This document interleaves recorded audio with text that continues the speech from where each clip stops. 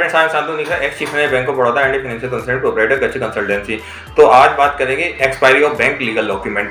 तो जो बैंक के लीगल डॉक्यूमेंट होते हैं वो कितने दिन में एक्सपायर हो जाते हैं, सभी का डाउट रहता है। यंग ऑफिसर और बैंकर्स को भी बड़ा डाउट रहता है इसके बारे में। कंसेप्ट उन लोगों के क्लियर नहीं होते कि कब से वो कब तक एक्सपायर हो जाएंगे। और मैनेजमेंट जब बार बार कहता है कि भाई आपके डॉक्यूमेंट एक्सपायर हो रहे हैं, आप पार्टी के साइन लीजिए, तो उनको भी नहीं पता होता। तो इसमें मैं बता दूं आपको, बैंक एक डॉक्यूमेंट होता है लेटर ऑफ एक्नॉलेजमेंट ऑफ डेब्ट या बैलेंस कंफर्मेशन सर्टिफिकेट। ये लेने से जो बैंक के सारे एग्रीमेंट है वो फिर से लाइव हो जाते हैं। अब इसमें जो पीरियड होता है, देखो कोई भी एग्रीमेंट का पीरियड होता है as per law of limitation, वो 3 साल के लिए वैलिड होता है।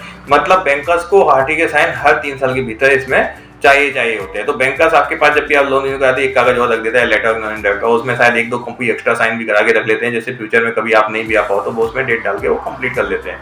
तो ये प्रैक्टिस रहती है। और अगर यही केस में इन केस ऑफ डिफॉल्ट है तो बैंक को 3 साल के भीतर पार्टी के ऊपर सूट फाइल करना है। अगर हाँ सूट फाइल हो जाता है और डॉक्यूमेंट कोर्ट में एड्रेस नहीं जाते हैं, फिर वो डिक्री तक कभी भी एक्सपायर नहीं होते। पार्टी 3 साल 5 साल कभी भी साइन करे ना करे, वो अपने वैलिड रहते हैं, क्योंकि उस पर लीगल एक्शन हो चुका है।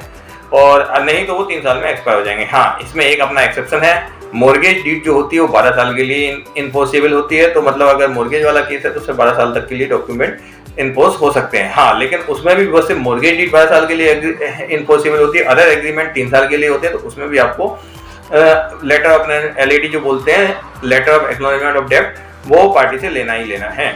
और कस्टमर्स को भी ये बोलूंगा, जो बोरोवर्स है वो भी बैंक को कोऑपरेट करिए, क्योंकि ये डॉक्यूमेंट एक बैंक की रिक्वायर्ड डॉक्यूमेंट होता है। और अगर आप नहीं करेंगे तब तक बैंक भी आपको लगातार कॉल करके परेशान करता रहेगा, लेकिन साइन तो उनको लेना ही लेना है, क्योंकि ये गाइडलाइन में है। तो ये था expire of bank legal document. हमारे कच्छ कंसल्टेंसी द्वारा पूरा फाइनेंशियल कंसल्टेंसी प्रोवाइड की जाती है, तो आप मुझे भी कॉन्टैक्ट कर सकते हैं।